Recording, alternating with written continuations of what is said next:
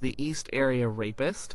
That name itself held so much fear for so long. For years, people only knew him as this phantom, a shadow moving through neighborhoods in California. He was a monster, but no one knew who he was. He was the East Area Rapist. This was before he became the Golden State Killer, before the murder started. This was the time of the unsolved attacks. It started in Sacramento County. The year was 1976. Rancho Cordova, Citrus Heights, Carmichael. These were quiet, family-friendly places. People left their doors unlocked. They felt safe, then he came. He shattered that feeling of safety. He made people afraid of their own homes. He made them afraid of the dark. He began with burglaries. Small things taken. Not always noticed at first, but then the attacks started. The first known attack happened in June 1976. A woman was home alone. He got in. He raped her. This was the start. It was just one attack, but it was not the last. Many more followed. His method became clear. He watched homes. He picked out his targets. He looked for houses with easy access. He looked for homes where he could control the situation. He stalked people. He learned their routines. He knew when they would be home. He knew when they would be asleep. He knew what windows were often left open.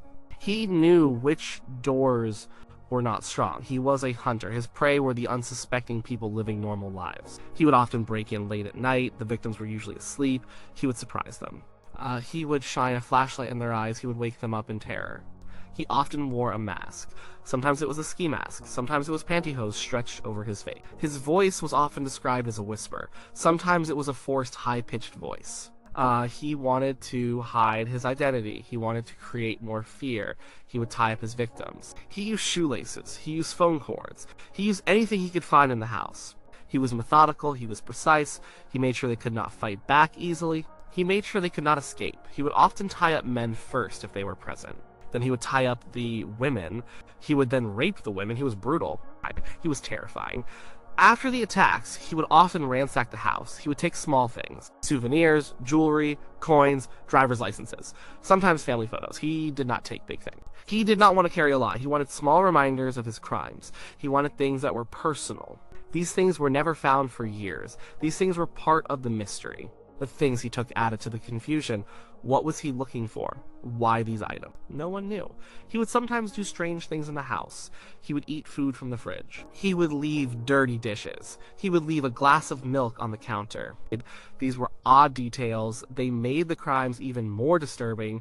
It was like he was playing a game. He was showing contempt. He was showing he was in control. He made it personal. The police had very little to go on. Descriptions were vague. It was dark. He wore a mask. He spoke softly. The victims were terrified. Their memories were clouded by fear. But the patterns were there.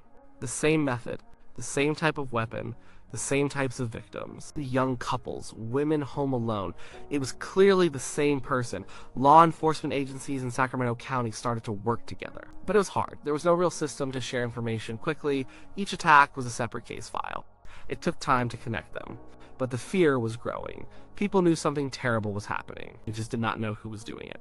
He did not just attack. He also called his victims.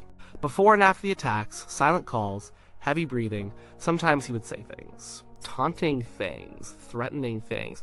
These calls were meant to scare. They were meant to terrorize. They showed he was still out there. They showed he was watching. The phone calls were a signature of the East Area Rapist. They were one of the most chilling parts of his crimes. The communities were on edge. People bought guard dogs. They installed new locks. They put bars on their windows. They stayed home at night. They checked on their neighbors.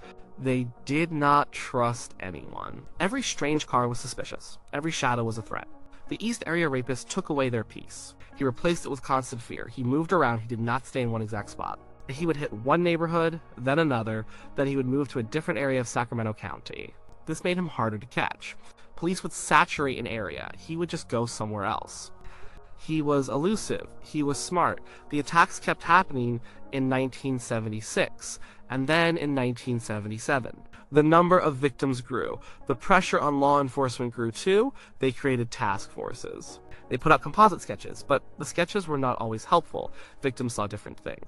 The mask hid his face. The darkness made it hard to see clearly. The sketches gave an idea, but they did not give a true face. The East Area Rapist started to expand his hunting grounds. He moved south. He went into San Joaquin County, Stockton, Modesto. He went into Alameda County, Concord, Danville, Contra Costa County, he followed the freeways. He found new places to terrorize, and new victims, new communities to scare. Each time he moved, the police in the new area had to start fresh. They did not always know about the earlier attacks. It took time to connect the dots. It took time to realize it was the same person. This helped him evade capture for a long time. This helped him keep going. The MO stayed the same method of entry, the same way of tying victims, the same taunting calls, the same small items stolen. He was consistent. His consistency was terrifying. It showed his control, it showed his planning. The victims lived with so much trauma. They did not just suffer the attack itself. They suffered the fear that he would come back. They suffered the shame. They suffered the anger. They suffered the feeling that their homes were no longer safe. Many moved away. Many changed their lives completely. Their lives were forever marked by the East Area Rapist. These were the unsolved attacks. The rapist was never caught at the time. One of the distinctive behaviors was his voice. Some victims said he whispered. Others said he used a high-pitched, strange voice. He would sometimes say things like, "I'm gonna kill you or I'll kill your baby." These threats were meant to keep victims silent. They were meant to make them comply.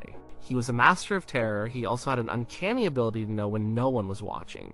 He would often disable lights. He would cut phone lines. He was careful not to leave fingerprints often.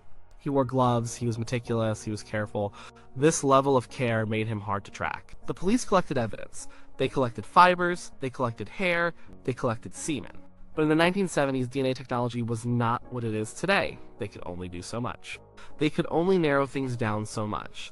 The science was not ready to catch him yet. So, the attacks remained unsolved. The identity remained unknown. He attacked couples in their homes. He attacked women alone. He attacked children. He did not discriminate much in who he chose. He wanted to instill fear. He wanted to assert power. He wanted to commit these terrible acts. The East Area Rapist was active for several years. From 1976 to 1979, he committed over 50 rapes. Maybe even more. The exact number is still not certain. Some victims never reported what happened. Some attacks were never linked. The true scope of his terror might be even larger than what we know. During this time, he was a ghost, a whisper in the night. People would gather at community meetings. They would talk about what they could do, they would share tips, they would try to help the police. But nothing seemed to work. He was always one step ahead. The frustration for law enforcement was immense. They had dozens of officers working on these cases. They followed thousands of leads. They interviewed countless people. They made sketches. They held press conferences. But they could not get a break. They could not find the person responsible. They knew he was careful. They knew he was methodical. They thought he might have military training. Or maybe he was a police officer. Someone who knew how investigations worked. Someone who knew how to cover his tracks. These theories were common. He seemed to know too much. He seemed too organized. The communities tried to fight back. Neighborhood watch groups formed. People started carrying weapons for self-defense. They changed their lives completely because of this one man. The fear he created was widespread. It was suffocating. Sometimes he would linger in the house after the attack. Sometimes he would even clean up, or he would move things around. It was like he was playing games with the crime scene. He wanted to confuse. He wanted to mislead. He wanted to make it harder for the police. One of the very chilling aspects was his use of the telephone. Before the attack, silent calls would happen, or heavy breathing. After the attack, sometimes a call would come, a voice asking, "Is Bruce home?" or a taunting laugh. These calls were not just to scare. They were to assert his power. They were to remind the victims he was still out there. They were to remind them he was still watching. The East Area Rapist created a legend of fear, a boogeyman. Parents would warn their children. Everyone locked their doors. It was a time of innocence lost for many parts of California. The shadow of his crimes hung over everything. He seemed to thrive on the fear. The more news coverage, the more he seemed to strike again. It was like he was watching. He was listening. He was enjoying the terror he caused. He was a predator. The attacks continued into 1978. Still in the same vein. Still the same methods. Still the same terrifying phone calls. He seemed unstoppable. He seemed to mock the police. He seemed to mock the communities. Then, something shifted. In 1979, the attacks, the rapes, started to slow down. They became less frequent. This was a turning point, but no one knew it at the time. They did not know what was happening, they just hoped he was gone. The attacks then moved further south, to Southern California, Ventura County, Orange County, but when he moved there, his crimes changed. The rapes stopped, the murders started. This was the end of the East Area Rapist. This was the beginning of the Golden State Killer. For the purpose of this story, we focus on the East Area Rapist, the time before the murders, the time when he was only known as a serial rapist, the time when his attacks were unsolved. The last known East Area Rapist attack was in August 1979, in Irvine. This was an Orange County location. A short while later, the first murder attributed to him happened in Goleta, Santa Barbara County. This was the first murder linked by DNA many years later. But back then, no one connected the dots. No one knew the East Area Rapist was now a killer. The years passed. The East Area Rapist cases went cold. The files sat on shelves, the victims lived with their trauma, the communities never forgot the fear. But the trail grew cold, the hope of finding him faded for many. The identity of the East Area Rapist remained a complete mystery for decades. The police never caught him during his active years.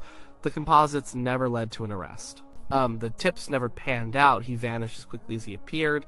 The technology of the 1970s and 80s simply was not enough to find him. DNA samples were stored.